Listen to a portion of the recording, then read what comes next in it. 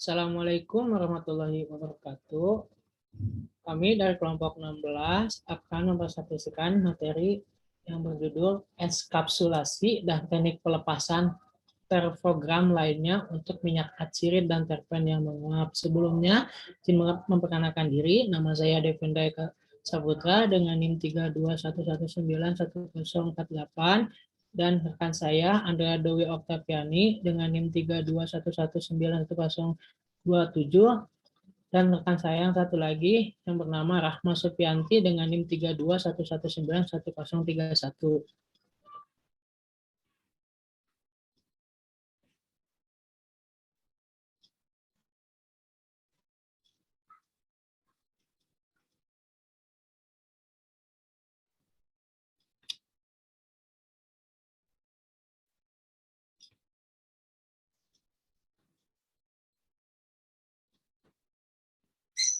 Dalam memperluas aplikasi volatil minyak atsiri, kita dapat menurunkan volatilitas senyawa untuk mendapatkan umur simpan yang lebih lama dari produk yang dibuat dengan senyawa ini.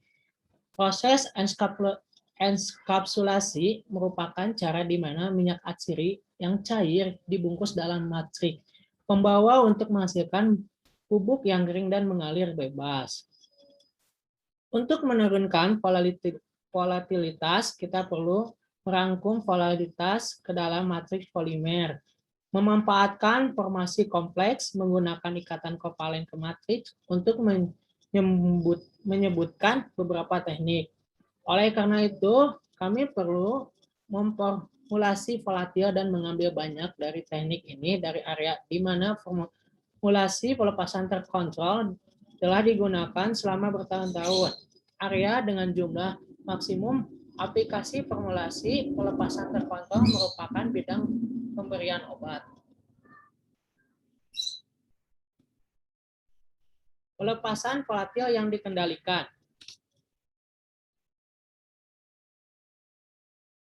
Kepentingan yang paling utama enskapsulasi volatil yaitu memperluas efek biologis senyawa. Nah, di dalam prosesnya minyak atsiri, kami ingin memperpanjang aktivitas dengan menurunkan penguapan senyawa volatil.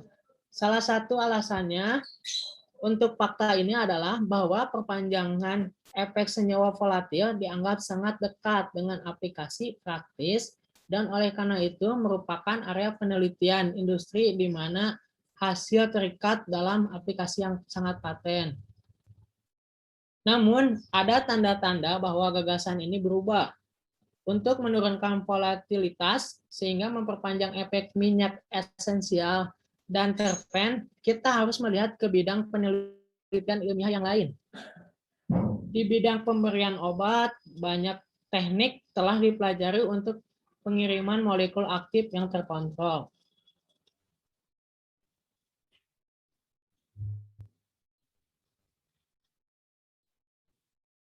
Di sini ada beberapa alasan pelepasan terkontrol enskapsulasi volatil yang antaranya yang pertama, mengubah dampak kewangian dan rasa.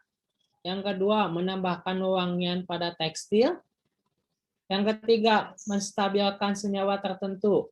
Yang keempat, menyesuaikan wewangian dengan tujuan penggunaan produk. Dan yang terakhir, menurunkan volatilitas dan dengan demikian memperpanjang umur simpan produk wewangian.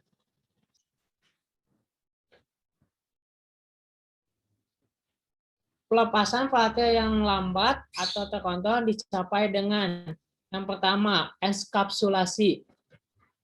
Dan yang kedua, larutan atau dispersi dalam matriks polimer. Yang ketiga, pembentukan kompleks. Dan yang terakhir, ikatan kovalen ke molekul atau matriks lain. Untuk minyak atsiri dan terpen yang lebih rendah, ada beberapa teknik berikut yang dapat digunakan tergantung pada volatil dan tujuan penggunaan produk akhir. Yang pertama, produksi minyak kapsul. Yang kedua, mikropartikel. Yang ketiga, ekstrusi. Yang keempat, lembur injeksi. Yang kelima, pembentukan kompleks. Yang keenam, lebur liposom. Yang ketujuh, mikro. Dan yang terakhir, ikatan kovalen ke matriks.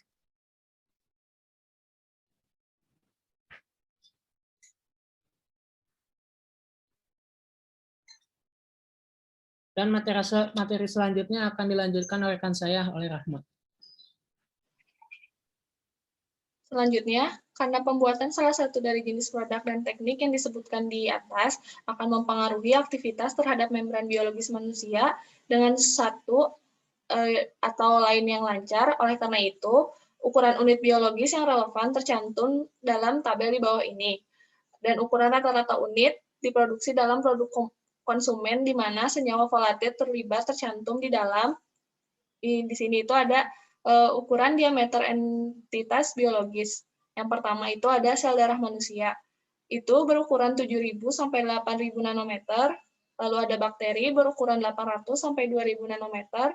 Inti sel manusia berukuran 1.000 nanometer. Nanopartikel yang dapat melintasi biomembran berukuran 60 nanometer. Virus berukuran 17 sampai 300 nanometer. Molekul hemoglobin berukuran 3,3 nanometer. Nanopartikel yang dapat melintas sawar darah otak berukuran 4 nanometer, DNA helix berukuran 3 nanometer, dan molekul air berukuran 0,3 nanometer. Lalu selanjutnya ada ukuran rata-rata unit formulasi dalam nanometer.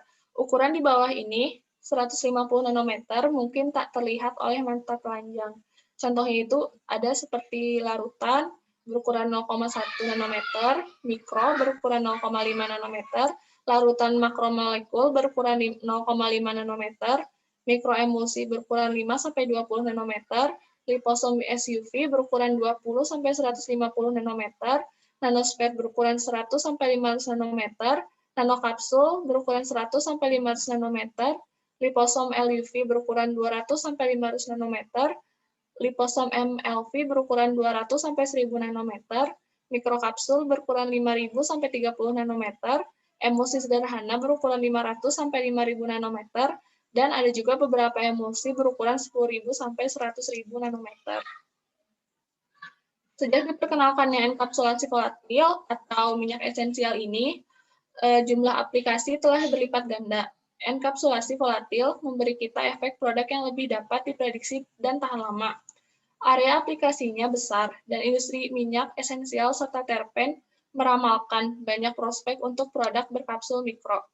Pasar aplikasi minyak esensial yang terpen yang dienkapsulasi adalah, yang pertama itu ada obat makanan, lalu ada barang-barang rumah tangga, perawatan pribadi, bioteknologi, farmasi, elektronik fotografi, industri kimia, industri tekstil, dan kosmetik.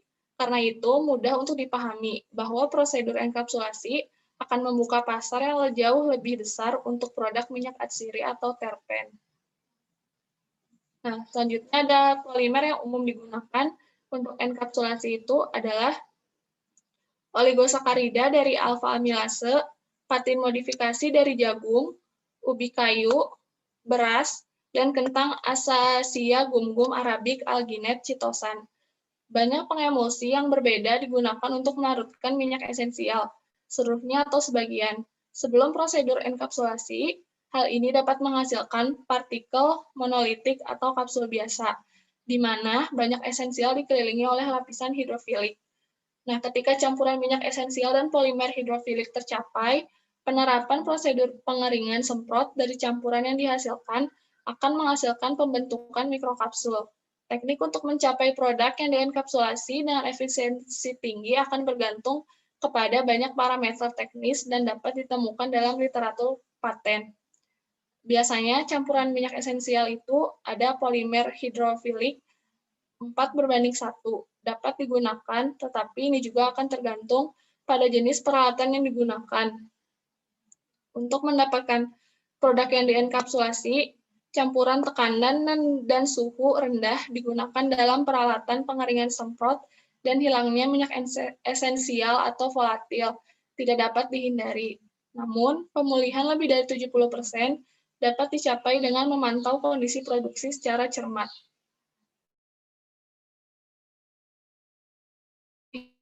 hidrofilik. Nah, dalam pengembangan produk, orang cenderung menggunakan turunan pati yang murah, turunan gelatin, protein kedelai, dan protein turunan susu memberikan kualitas teknik produk yang wajar. Namun, meskipun bahan ini menunjukkan sifat emulsifikasi yang stabil dengan minyak esensial, bahan ini memiliki beberapa efek samping yang tidak diinginkan dalam produk.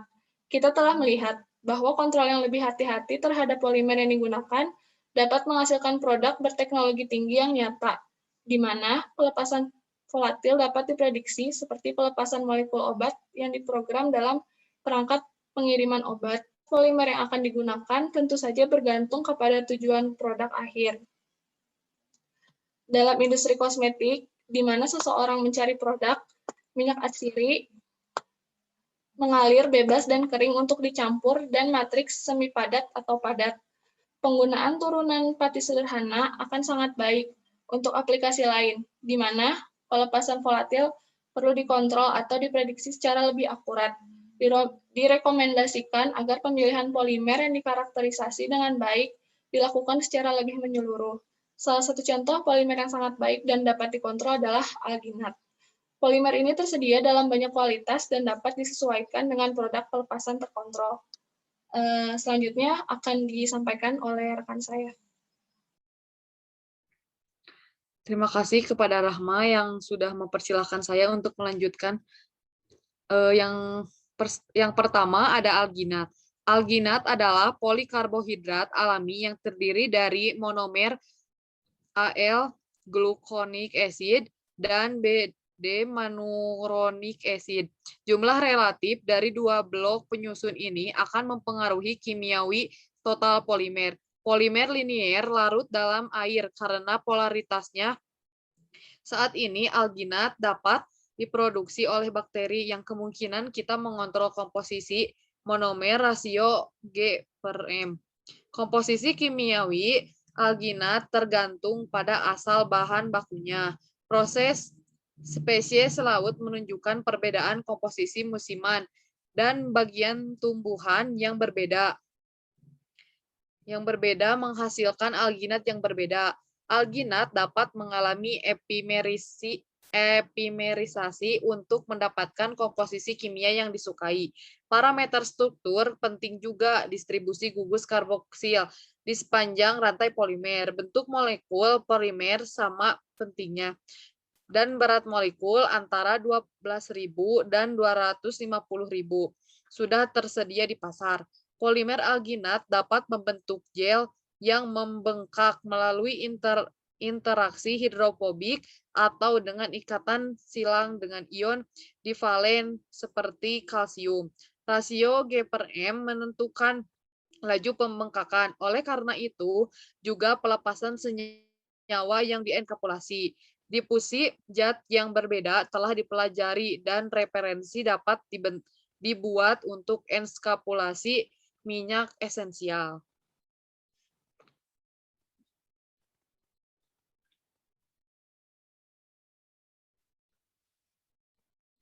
Yang nomor 2 ada stabilitasi konstituen minyak esensial.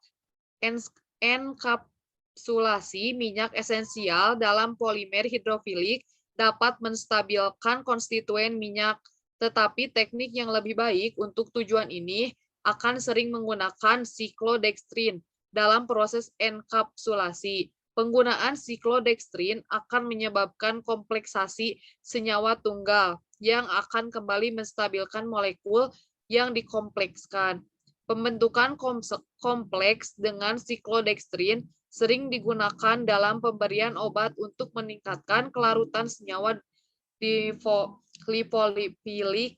Namun, dalam kasus senyawa yang mengandung volatil yang dapat teroksidasi, pembentukan kompleks pasti akan memperpanjang umur simpan produk jadi.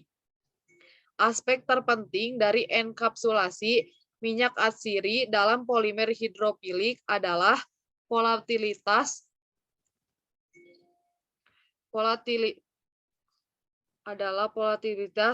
yang diturunkan, menurunkan volatilitas, menghasilkan umur simpan produk yang lebih lama, dan stabilitas produksi jadi yang lebih baik dalam hal ini. Yang selanjutnya ada pelepasan volatil yang dikendalikan dari prekursor non-volatil.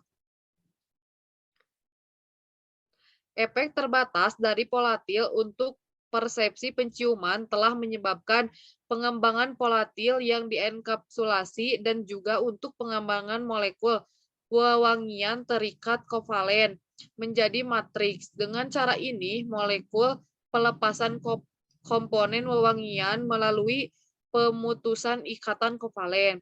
Kondisi reaksi ringan yang terpenuhi dalam kehidupan praktis yang dimulai oleh cahaya, pH, hidrolisis, suhu, oksigen, dan enzim dapat melepaskan rasa. Produksi progrens adalah bidang yang sangat aktif untuk industri yang telah menghasilkan banyak paten. Tanaman yang memproduksi minyak esensial telah menemukan cara di mana bahan volatil diproduksi, disimpan, dan dilepaskan ke atmosfer pada waktu yang ditentukan terkait dengan faktor lingkungan. Pembuatan progrens melibatkan peniruan prosedur alami ini menjadi produk perasa. Secara teori, pembentukan dampak biologis yang bertahan lama dan kerusakan konstituen adalah reaksi yang kontradiktif. Namun, dalam praktiknya, penggunaan ikatan kovalen dan setelah itu kendali pemisahan ikatan ini dengan parameter seperti cahaya, kelembapan, suhu, dan sebagainya dapat dibangun menjadi rasa sesuai produk dan wewangian. Yang selanjutnya ada komplikasi siklodextrin dari volatil. Molekul siklodextrin adalah karbohidrat yang dimodifikasi yang telah digunakan selama bertahun-tahun untuk memodifikasi sifat kelarutan molekul obat melalui kompleksasi. Siklodextrin juga dapat diterapkan pada bahan yang mudah menguap untuk melindungi dari bahan lingkungan dan dengan demikian memperpanjang umur simpan senyawa ini. Kompleksasi siklodextrin juga akan mengubah volatilitas minyak esensial yang memperpanjang bioaktivitas. Siklodextrin akan memberikan enkapsulasi molekul melalui reaksi kompleksasi dengan molekul yang mudah menguap. Kompleksasi volatil dengan siklodextrin dapat meningkatkan stabilitas panas, meningkatnya stabilitas oksigen, dan meningkatkan stabilitas terhadap cahaya. Penurunan volatilitas yang signifikan telah diamati untuk kompleksasi dengan minyak esensial. Kompleksasi minyak atsiri dengan menggunakan siklodextrin juga akan meningkatkan stabilitas panas. Hal ini berbeda dengan stabilitas volatil yang telah teradsorpsi dengan matriks polimer. Selanjutnya ada penggunaan siklodextrin dapat melindungi. Yang pertama ada hilangnya bahan yang mudah menguap setelah penyimpanan produk jadi. Selanjutnya ada ketidakstabilan yang disebabkan cahaya, dekomposisi panas, produksi bubuk kering yang mengalir bebas, yang terakhir ada oksidasi. Yang terakhir ada kesimpulan, yaitu enkapsulasi atau kompleksasi minyak esensial, volatil, atau konstituen minyak tunggal akan menghasilkan penurunan volatilitas yang luar biasa, menstabilkan konstituen, meningkatkan umur simpan produk jadi, dan memperpanjang aktivitas biologis. Kontrol parameter ini akan bergantung pada sifat volatil yang akan dienkapsulasi. Sebagian besar literatur tentang enkapsulasi volatil ditemukan dalam literatur paten. Teknik yang dijelaskan dalam literatur memungkinkan pengguna minyak atsiri untuk memilih matriks polimer yang akan membungkus minyak atsiri sesuai dengan penggunaan produk jadi. Efek pengiriman terkontrol dari molekul rasa dan wewangian membuka banyak area aplikasi yang sebelumnya dipatasi karena volatilitas minyak esensial dan konstituennya. Enkapsulasi atau penurunan volatilitas senyawa seperti minyak esensial dan kemungkinan studi yang lebih relevan tentang efek biologis senyawa volatil.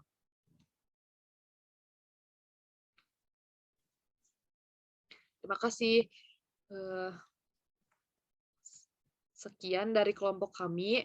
Mohon maaf bila banyak kesalahan. Semoga materi yang kami bawakan bisa bermanfaat untuk semuanya.